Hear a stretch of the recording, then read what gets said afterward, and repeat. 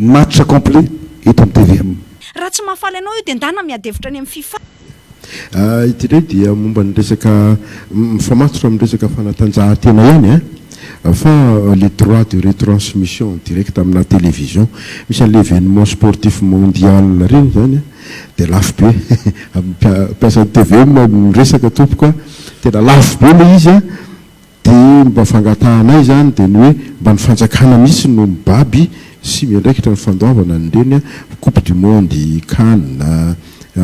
Jeux olympiques, PDB zany reny tena tsy zaka le izy nefa ny vahoaka tena mba mitaky ny ahitana an'ireny mba tahaka ny olombelona rehetra any amin'ny firenekafa any. Inona ny hevitra reo mba manaiky ve nareo ampiditra zany anaty tetibola? Nareo ngamba ny vavolombelona tato Joary Voajanahary fa tamin'ny andro ny tetezamita dia tena zay ny teneny koa mila filoham-pirenena tanora ny malagasy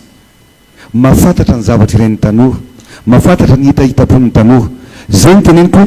misy ny mondial complet ny match nalefatsika tamin'ny andro ny tetezamita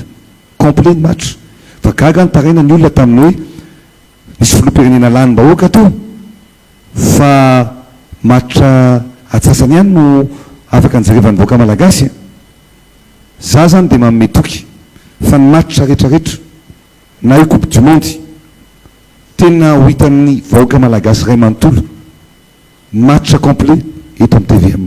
Zay ny tokomeko Joary Voajanahary. Fahaza atao 64 fa izay ny tolotra omen'ny FIFA tompoko dia izay no raha tsika. Tsika zany tsy manana ny tenitenentsika fa na tsika mividy 28 na tsika tsy mividy dia ny 28 ny atsika ny hoe izy rehetra amin'ilay statut atsika hoe free to air TV. Fa raha itsika zany pay TV zany hoe télévision nandoavam-bola dia afaka ny vidy an'le 420 fa na mividy an'le 420 koa ary tsika dia efa manomboka amin'ny 2:30 maraina dia efa misy match tsisy afa-tsy baolina zany ato amin'ny TVM. Tsy maintsy mihodina koa le TVM, tsy maintsy miasa koa le TVM, tsy maintsy mandeha ny vaovao, tsy maintsy fa raha ohatra zany le 64 dia tsisy afa-tsy baolina maraina atoandro hariva ato amin'ny TVM dia hoy aho hoe aza dia mila voatsiary kosa re, aza dia mitady ny amin'ny 12 amin'ny andro amin'ny 2 re, aza dia mandrangitra amin'ny tsy misy antony re, fa efa betsaka ary efa io ny bolonga ny ray manontolo ho atsika eto Madagasikara araka ny nameza ny FIFA azy, tsy misy adevitra akoatran'izay. Raha tsy mahafaly anao io dia ndana miadevitra any amin'ny FIFA